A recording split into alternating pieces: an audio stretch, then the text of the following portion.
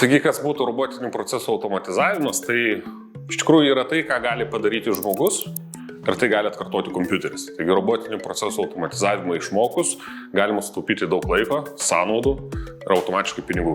Išmokus arba ir panaudojus tos produktus, tu tikrai tampi daug naudingesnis darbuotojas. Tu įsigilini tam tikras sistemas, kur, tarkime, tavo kolegos ar konkurentai to gali nežinoti automatiškai, tavo vertė rinkoje yra daug aukštesnė ir darbdavys tave vertinas daug labiau.